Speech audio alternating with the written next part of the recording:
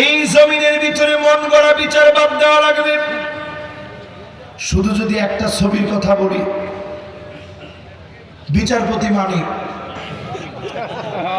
হ্যাঁ রে হ্যাঁ, কি অসহায় মানুষ! এরকম অসহায় মানুষ হতে পারে? একটা কলা পাতার ভিতরে শোয়া রাখছে, তার গলা ধরে যখন টান মেরেছে, তুই মানিক কানা, তখন সে বলতেছে আমি মানিক।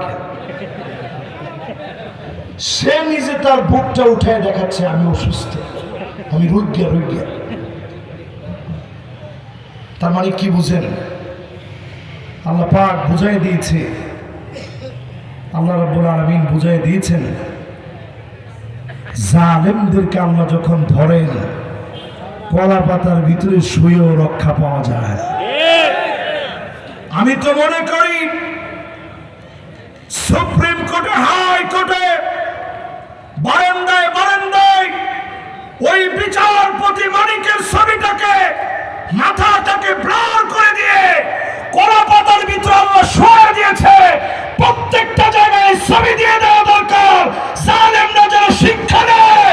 জালেমের জায়গা বাংলার মাটিতে হবে না। আল্লাহু আকবার, আল্লাহু আকবার। সংসদে যাও। এখনো কি আপনার ঘরে ঘরের পক্ষে আছেন? না। তাহলে একটু কম তো দেখি, স্লোগানটা আবার দেন তো দেখি একটু।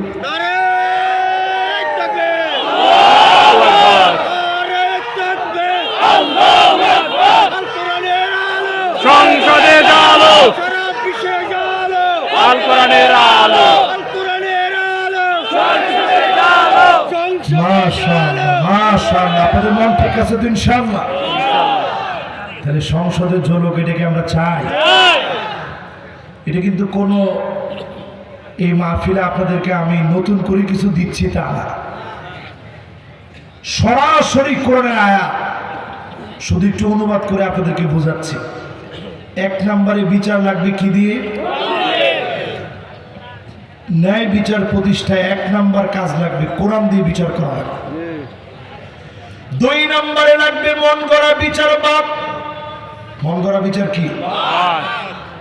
তো বাংলাদেশে মন গড়া বিচার কে আপনারা চান? না। এইটাও আজকে আপনাদেরকে শোনাবো। যদি আবার মন গড়া বিচার আসে, কি কি হবে বাংলাদেশে, নবীজির হাদিস দিয়ে 6টা বিষয় শোনা, এরপর ইনশাআল্লাহ আমাদের লোকমান ভাই, ওনার কাছে আমি মাইক দিয়ে যাব। এরপরে ইনশাআল্লাহ আপনারা একজনের পর একজন বড় বড় মেহমান পাবেন।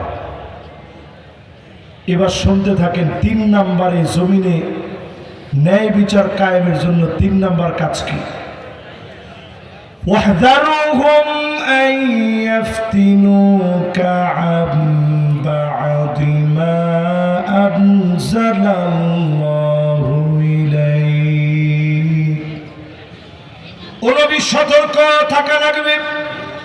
জোরে কোন কি থাকা লাগবে? সতর্ক থাকা লাগবে। কোনোভাবে যেন কাফেররা কিছু ঢোকা দিতে না পারে। আজকের মাহফিলে বলি, যদি জমিনে ন্যায় বিচার কায়েম করতে চান, 5 আগস্টের বিজয়কে সব মনে করবেন না।